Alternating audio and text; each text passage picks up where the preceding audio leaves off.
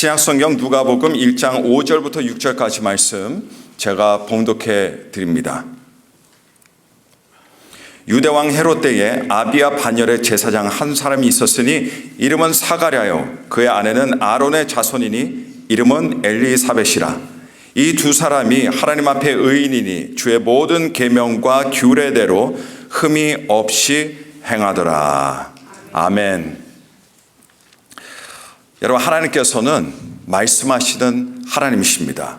우리 손에 성경이 있는 것도 여러분, 그것은 하나님께서 말씀하시는 하나님이시기 때문입니다. 근데 성경의 역사를 보시게 되면 하나님께서 말씀을 하지 않으셨던 때들이 간혹 있습니다. 소위 우리는 이 기간을 하나님의 침묵 기간이라고 그렇게 부르는데, 근데 그 중에서도 아주 긴 기간 동안 하나님께서 침묵하시던 때가 두 번이 있으셨습니다. 하나는 창세기와 출애굽 시대 사이입니다. 창세기에서 요셉이 죽고 난 이후부터 하나님께서 출애굽기에 등장하는 모세에게 나타나시기 전까지 440년이라는 긴 동안을 하나님께서 아무 말씀도 하지 않으셨습니다. 굉장히 긴 침묵기였죠. 이때 이스라엘 백성은 당시 애굽에 들어가서 살고 있던 때였습니다. 두 번째, 하나님께서 오랫동안 또 침묵하시던 때가 있으셨는데 바로 구약의 말라기 선지자 이후입니다.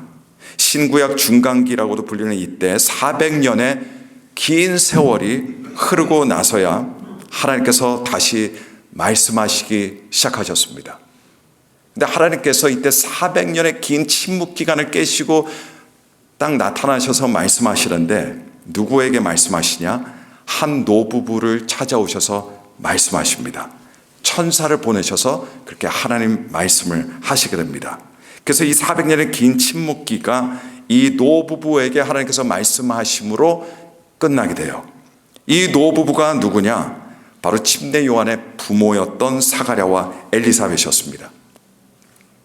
이 노부부인 사가랴와 엘리사벳에 대해서 간단하게 설명드리자면요, 사가랴는 성전에서 제사장의 직무를 가지고 있던 그런 사람이었습니다.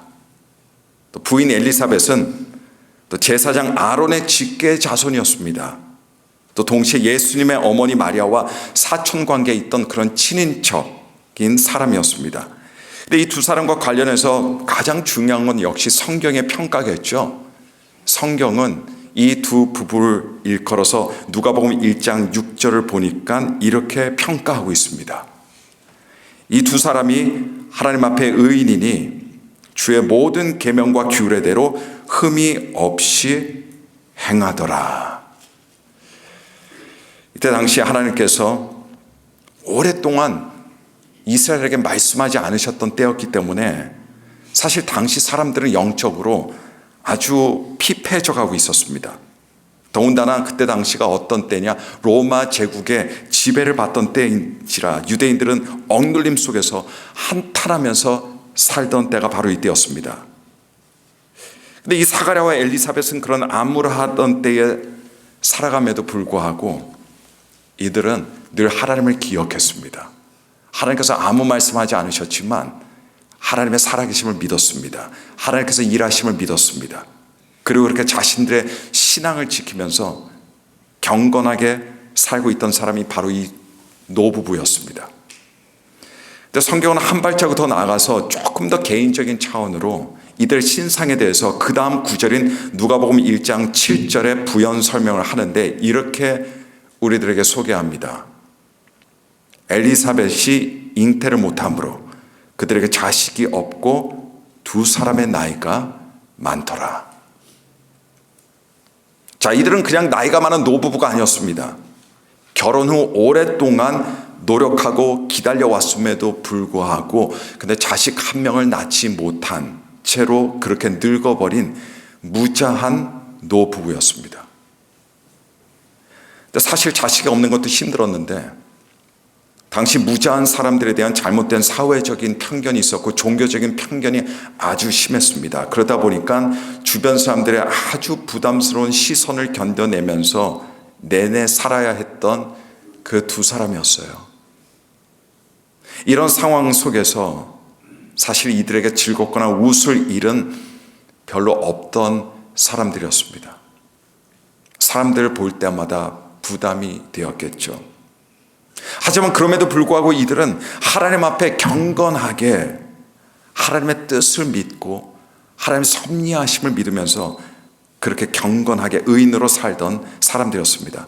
오늘 이 시간 우리는 이 사가랴와 엘리사벳이라는 노부부의 이야기를 통해서 노년에 추구하는 우리 그리스도인들의 노후 신앙인의 모습이 어떤 것이 되어야 하는지 함께 살펴보도록 하겠습니다. 저도 이 두 부부를 보면서 나도 나중에 나이가 들면 이런 모습을 가져야겠다. 저도 그런 생각을 합니다. 근데 첫 번째로 보니까 우리는 이 노부부를 통해서 어떤 모습을 보냐면요, 이들의 예배하는 모습을 우리는 보게 됩니다.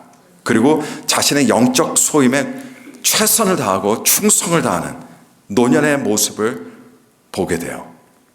당시 예루살렘에는 여러분 성전이 있었습니다. 근데 여러분 성전이 있으니까 그 안에서 일하는 사람들이 있었겠죠. 성전에는 제사와 각종 봉사를 담당하는 제사장들이 있었습니다. 근데 여러분 성전은 하나예요. 다른 지역에 성전은 없습니다. 예루살렘에만 성전 하나가 있습니다. 근데 거기에 반해 제사장 수가 굉장히 많습니다. 그래서 이 제사장들을 다 어떻게 하냐, 조로 나누었습니다. 그래서 그렇게 조직이 되었고 순서에 따라서 담당 조가 결정되면 그 조 안에서도 많은 제사장들이 있었기 때문에 제비 뽑기를 해서 최종적으로 일정 기간 성전에서 봉사하는 사람이 뽑히게 됩니다. 근데 여러분 어느 한때 유대 산골에 살던 사가랴가 뽑혔어요. 그래서 예루살렘으로 올라왔습니다. 그리고 그 안에서 성소에 들어가서 성소의 일을 담당하게 됩니다. 여러분 물론 예루살렘 성전 성소에 들어가서 성소 일을 하는 것은 아주 귀한 일이죠. 아주 특별한 일입니다. 복된 일입니다. 사실 나이가 많을 대로 많은 사가랴에게 있어서 그건 쉬운 일은 아니었죠. 그리고 성전의 성소에서 헌신하게 된 일을 막 자랑스럽게 이렇게 이야기해 줄 만한 자식도 하나도 없는 그런 상태였기 때문에 사실 그에게 있어서, 그 부부에게 있어서 그렇게 신나는 일로 다가오지 않았을 수도 있습니다. 하지만 누가복음에 등장하는 사가랴는 그런 것들에 연연하지 않았습니다. 사가랴는 자신에게 맡겨진 제사장의 직무를 묵묵히 그리고 거룩하게 수행합니다. 사가랴에게 있어서 그 자식의 복이 있고 없고가 중요하지 않았어요. 자식이 없는 한이 있었지만 그러나 그것이 하나님 섬기는 일에, 하나님 경외하는 일에, 봉사하는 일에 장애물이 되지 않게 했습니다. 또 성전에서 하나님을 섬기는 일에 나이가 많고 적음도 그에게 전혀 중요하지 않았습니다. 비록 나이가 많았지만 그러나 그가 충분히 감당할 수 있는 일이라면 그는 발벗어서 나서서 그 일을 감당했습니다. 그래서 맡겨진 영적인 소임을 은혜로 여기고 충성을 다하는 모습을 우리는 보게 됩니다. 사가랴와 엘리사벳은 분명 자식 없는 어떻게 보면 결핍된 가정이었어요. 게다가 나이까지 많은 한계를 가지고 있던 부부였습니다. 그러나 이 부부는 예배하는 부부였고 자신의 영적인 소임에 충성을 다하는 노인들이었습니다. 그리고 이런 그들의 모습을 보면서 노년 때 우리의 모습이 이러해야겠다라고 하는 그런 마음을 갖게 합니다. 여러분 두 번째로 성경을 보시면 사가랴와 엘리사벳은 또 기도하는 노인들이었어요. 자신의 소임에 묵묵히 충성을 다하는 사가랴가 성소에 들어가 분향을 하던 바로 그때 여러분 사가랴 앞에 하나님의 천사가 나타납니다. 성경은 가브엘이라고 소개를 해요. 여러분 생각해 보세요. 거긴 사람이 없습니다. 정적만 흐르는 곳이에요. 근데 갑자기 사가랴 눈앞에 사가랴 혼자 있는데 초자연적인 존재인 천사가 나타난 겁니다. 1대1로 그 천사와 맞닥뜨리게 된 겁니다. 그 천사를 보는 순간 어땠겠습니까? 온몸에 소름이 돋았겠죠? 몸이 굳어졌겠죠?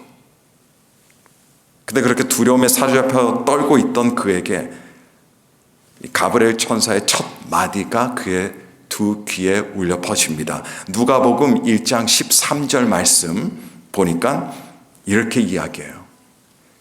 사가랴여 무서워하지 말라. 너의 간구함이 들린지라. 내 아내 엘리사벳이 내게 아들을 낳아주리니 그 이름을 요한이라 하라. 자, 여기서 가브리엘 천사가 말하는 이 아들이 누구냐? 바로 침례 요한입니다. 근데 천사의 말을 가만히 보면요, 하나님께서 그들에게 주신 아들의 축복이 사가랴의 기도에 대한 응답이라는 점이 드러납니다. 그래서 천사가 뭐라고 말합니까? 너의 간구함이 들린지라. 하나님의 귀에 들렸다는 이야기예요. 우리 올해 표처럼 내 귀에 들린 대로 내가 행하리라.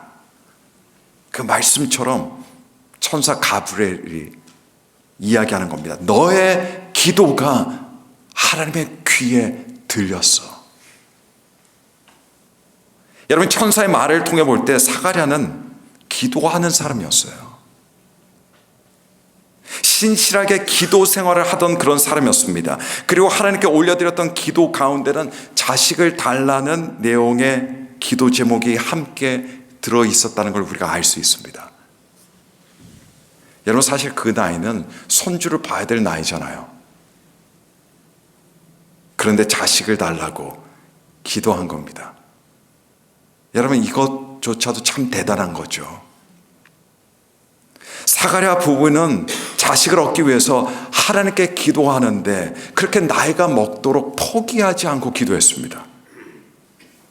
그리고 여기서 우리가 다시 한번 기억해야 될 것이 있죠. 응답받는 기도는 포기하지 않는 기도입니다. 이게 응답받는 기도입니다. 하나님께서 원하시는 기도의 분량이 있습니다. 한 번 기도해서 하나님께서 응답하시면 너무 좋지만은, 그러나 하나님께서는 우리를 기도시키십니다. 그리고 그 기도의 분량이 채워지는 때가 언제냐? 바로 그때가 하나님께서 응답하시는 때입니다. 그렇게 기도의 분량이 매일매일 채워지는 거예요. 그 기도의 분량 채워짐이 없이 하루를 그냥 보내지 않습니다. 기도합니다. 또 기도합니다. 여러분, 성도의 기도는 포기하는 기도가 되지 않아요. 사가랴와 엘리사벳은 그 늦은 나이였음에도 불구하고 자식을 얻기 위해서 하나님께 포기하지 않고 지속적으로 기도했습니다. 그렇게 기도했다면 자녀가 있는 부모들은 어떻습니까?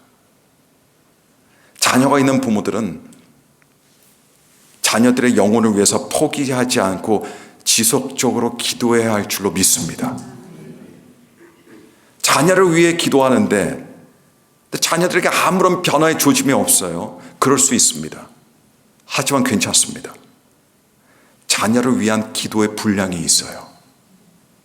그 분량이 채워지면 하나님께서는 부모의 사랑의 기도에 응답해 주실 줄로 믿습니다. 그리스도인들의 자녀들 중에 안 믿는 자녀들 많아요. 처음에는 교회 다니다가 나중에는 안 다니는 자녀들이 아주 허다합니다. 또 영적으로 걱정이 되는 자녀들 있습니다. 근데 만일 부모가 그 자녀들을 위해서 애통해하면서 기도하되 포기하지 않고 지속적으로 계속 기도할 때 결국 그 자녀들의 인생이 주 안에서 변화되고 바뀌게 될 줄로 믿습니다. 이 믿음으로 우리는 기도하는 겁니다. 매일매일 믿음으로 고백하고 믿음으로 선포하며 자식들의 이름을 부르면서 기도하는 겁니다. 여러분, 우리가 가지고 있는 어떤 기도 제목들이 있죠.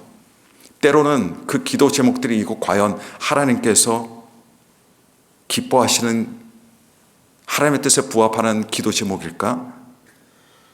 이런 생각이 들 때가 있습니다. 그래서 분간이 잘 안 될 때가 있어요. 어쩌면 내가 기도하는 것이 사실은 하나님의 뜻과는 다른 데 있을 수도 있습니다. 그래서 그때는 항상 조심스럽게 하나님의 뜻을 함께 구하면서 그렇게 기도합니다. 근데 여러분, 자식을 위한 기도는 그런 경우가 아니에요. 자식 사랑에서 나오는 자식을 위한 기도는 이건 무조건 하나님의 뜻에 부합하는 기도 제목입니다. 그리고 하나님께서 기뻐하시는 기도가 될 수밖에 없어요.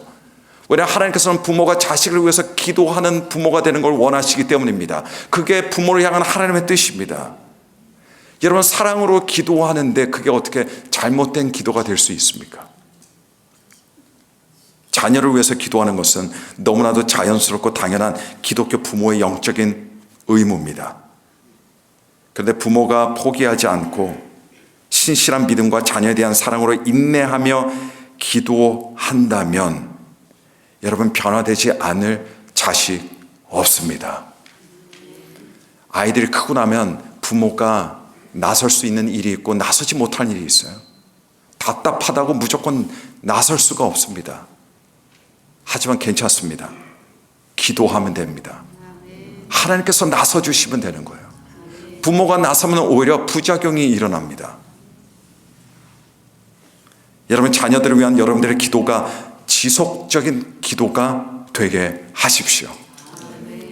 여러분의 기도는, 다른 기도는 몰라도, 다른 기도도 그렇게 하면 안 되지만은 자녀들을 위한 기도는 포기하면 안 됩니다. 그리고 그 기도가 이루어질 걸 생각하고 자녀를 대하면 됩니다. 교회에 올 때마다 자녀를 위한 기도를 올려드리는 여러분들이 되시기를 바랍니다. 여러분의 기도의 분량이 채워지면 반드시 이루어지게 될 줄로 믿습니다.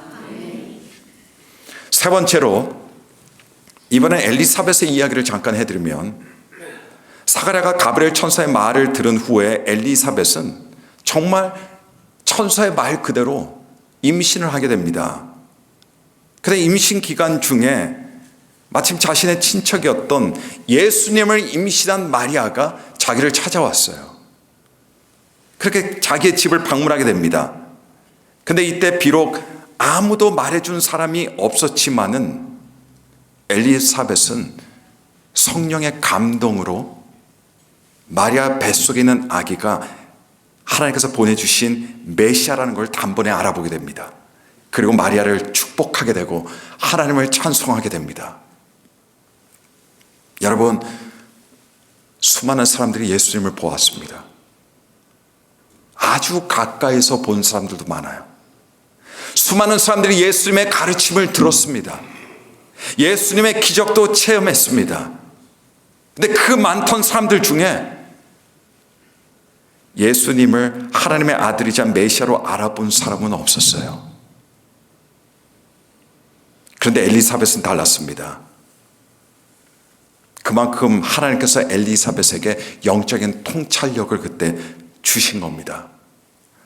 여러분, 매년 저와 여러분을 포함해서 모든 사람들이 새해가 되면 떡국을 먹으면서 나이가 하나씩 더 듭니다.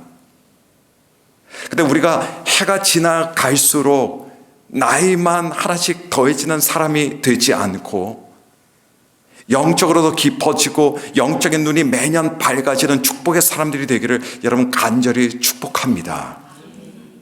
여러분, 노년의 때에는 당연히 눈이 어두워지죠. 눈이 당연히 안 좋아지게 되어 있습니다. 그러나 영화는 아닙니다. 영화는 더 밝아져야 돼요. 젊을 때는 그래서 잘 보이지 않던 것들이 보입니다. 젊을 때는 하나님의 뜻, 하나님의 영광이 잘 보이지 않아요. 그러나 꾸준히 우리 기도하고 예배드리는 삶을 통해서, 말씀의 삶을 통해서 우리의 영안이 점점 밝아집니다. 그렇게 되면 어떻게 되냐? 찬송과 감사의 제목들이 눈에 보이는 거예요. 여러분, 왜 사람들이 찬송을 못하고 감사를 못합니까? 왜냐하면 영안이 어두워져 있기 때문에 그래요. 보이지가 않아서 그렇습니다. 그러나 여러분, 해가 갈수록 찬송 제목들이 막 생각이 나요. 감사거리들이 마음속에 그려지는 저와 여러분들이 되시기를 간절히 바랍니다. 이게 나이 들면서 1년 한 해 한 해 더 더하면서 이게 우리가 갖춰져야 될 노년의 영성임을 믿으시기를 바랍니다. 여러분, 지금까지 노부부 사가랴와 엘리사벳에 대한 의롭고 경건한 그들의 신앙의 모습을 보았지만, 근데 그렇다고 이들이 또 완벽한 사람들이 아니었습니다. 이들도 결국은 연약한 인간들이었습니다. 그래서 이들의 잘못을 통해서도 우리는 귀중한 교훈을 얻을 수가 있어요. 누가복음 1장을 보시면 성경은 사가랴의 잘못을 함께 기록합니다. 하나님의 뜻이 이루어지는데 꼭 거기에 사람들의 실수와 잘못들과 불신앙들이 꼭 섞여져 있어요. 하지만 그럼에도 불구하고 하나님의 뜻은 반드시 이루어지는데, 여러분 사가랴의 경우 다른 때도 아니고요, 천사 가브리엘과 대화하는 바로 그때, 여러분 그때가 어떤 때요? 가장 신비한 그때 아닙니까? 가장 거룩한 그 시간 아닙니까? 더군다나 장소도 다른 데가 아니에요. 하나님의 성소 안입니다. 가장 복된 장소에서 사가랴는 그 순간에 큰 잘못을 저지릅니다. 천사가 사가랴에게 나타나 엘리사벳이 자기의 부인이죠. 나이 많은 부인입니다. 아들을 낳아줄 것이라고 말했을 때 여러분 사가랴의 첫 반응이 어땠어요? 여러분 잘 들어주시길 바랍니다. 그때 사가랴는 어떻게 해야만 했습니까? 아멘으로 화답해야 했습니다. 천사의 그 말이 떨어졌을 때 아멘. 근데 아멘 그 말을 못했어요. 사가랴는 그렇게 하지 못했습니다. 누가복음 1장 8절 보면 사가랴는 하나님의 천사 앞에서요, 절대로 하면 안 되는 말을 해버리고 맙니다. 내가 이것을 어떻게 알리오? 내가 늙고 아내도 나이가 많으니이다. 사가랴는 하나님의 천사 앞에서 말이죠, 부정적인 불신의 말을 내뱉고 말았어요. 다른 말은 몰라도 절대 하면 안 되는 말이 부정적이고 불신의 말입니다. 여러분 사가랴의 반응, 이거 사실 굉장히 충격적이에요. 역설적인 반응입니다.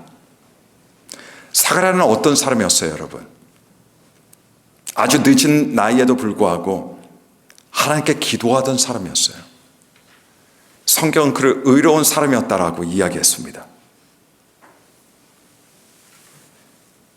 근데 그의 기도에 대한 응답으로 하나님께서 그에게 아들을 주신다고 하셨어요. 너의 기도가 들린지라. 근데 막상 정말 기도의 응답을 받는 그 순간 사가랴는 믿을 수가 없었습니다. 여러분 성경은 사가랴가 주의 모든 계명과 규례대로 흠이 없이 행하던 사람이었다라고 분명히 밝혔습니다. 그 늙은 나이에 기도하는 사람이었습니다. 자식을 달라는 기도를 올리던 사람이었어요. 여러분 이 말이 무슨 말입니까? 계명대로 사는 것과 진짜 믿음으로 사는 것은 동일한 것이 아니에요. 동일한 것이 될 때가 있겠지만 모범적으로 해야 될 거 다 하고 사는 것과 믿음으로 사는 것은 다른 겁니다. 또 기도하는 것과 진짜 믿는 것도 똑같은 게 아니에요. 비록 법과 규례는 잘 지키지만 정작 믿음이 부재한 삶을 많은 사람들이 살아갑니다. 교회에서는 굉장히 모범적이에요.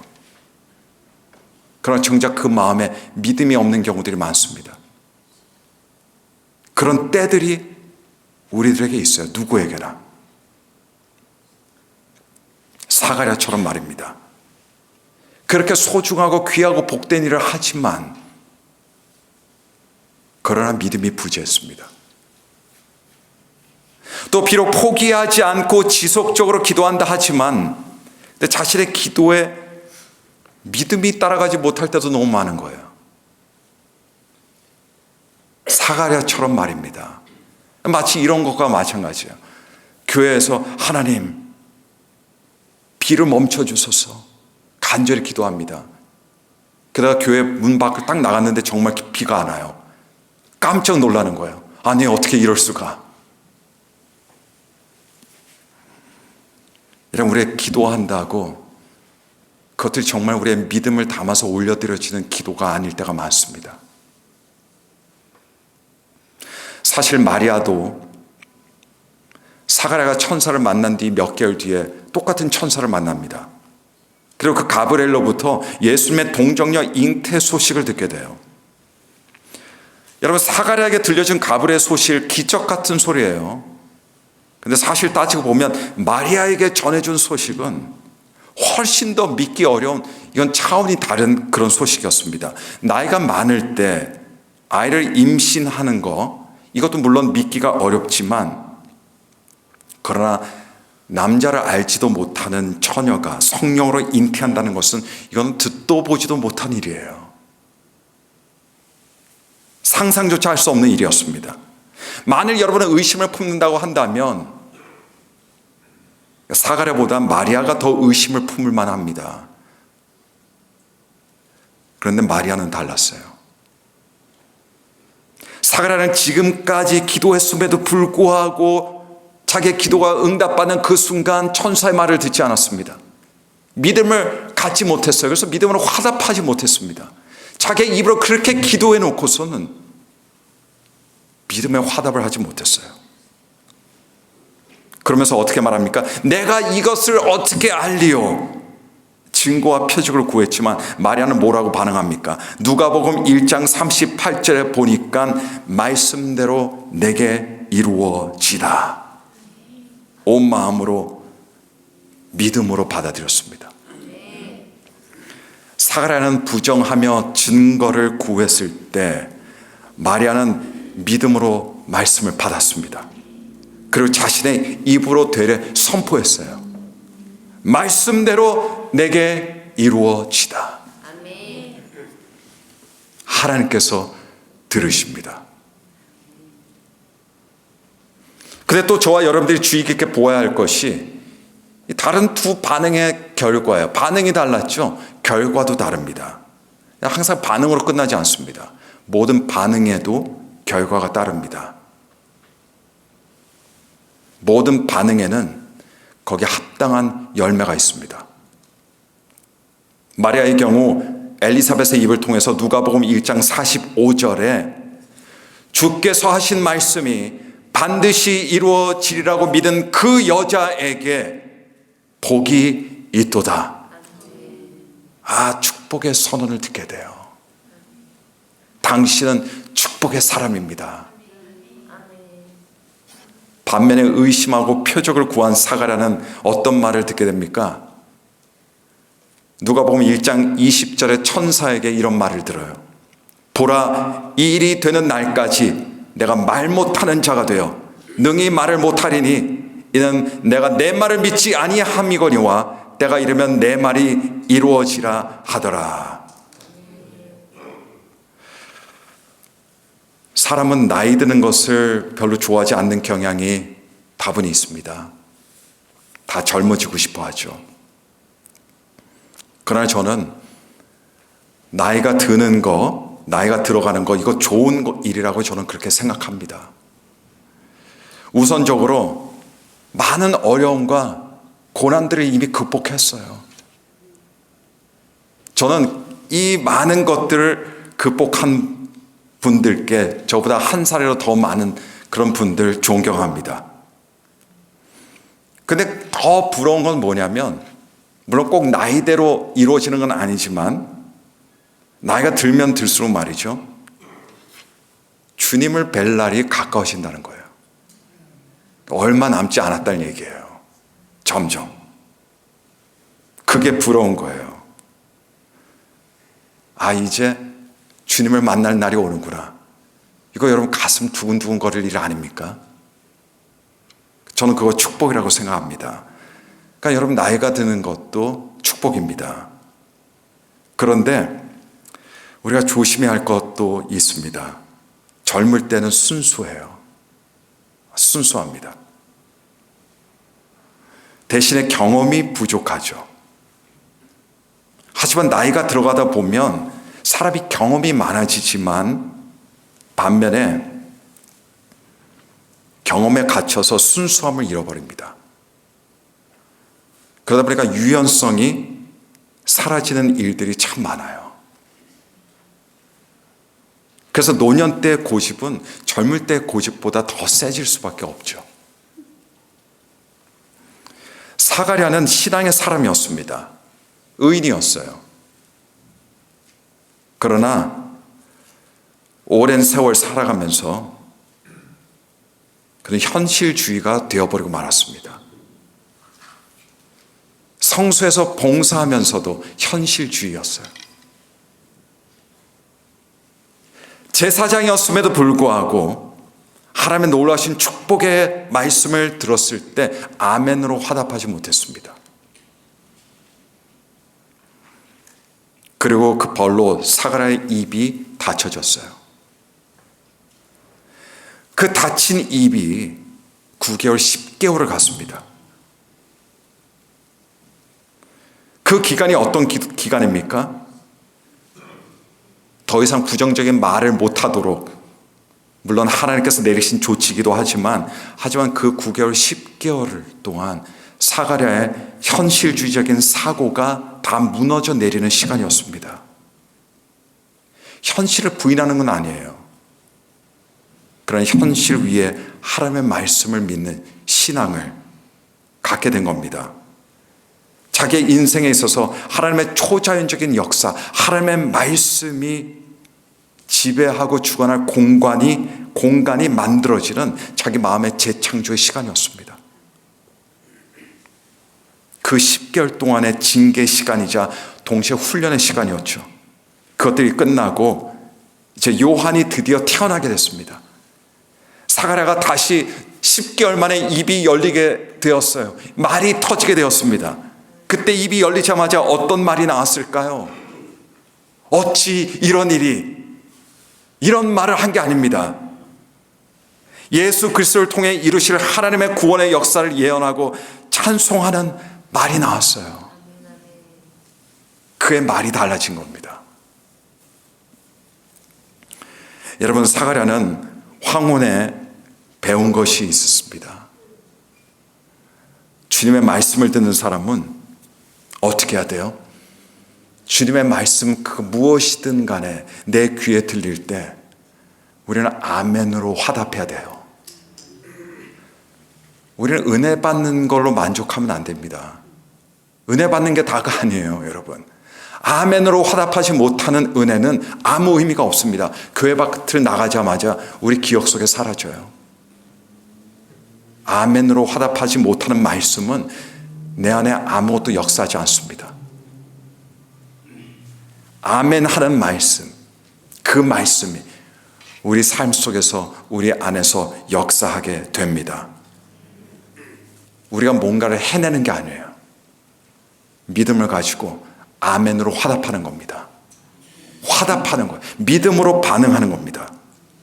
아무리 제사장으로서 주의 일을 하고 있었어도, 아무리 주의 법을 최선을 다해서 지키는 의로운 사람이었어도, 아무리 오랜 세월을 살아가면서 인생의 경험이 많이 쌓였다 할지라도, 아무리 무엇이 옳고 무엇이 그르다는 걸 스스로 판단한다 할지라도, 그러나 주의 말씀을 따르지 못하는 사람은 세상 사람과 구별되지 못합니다.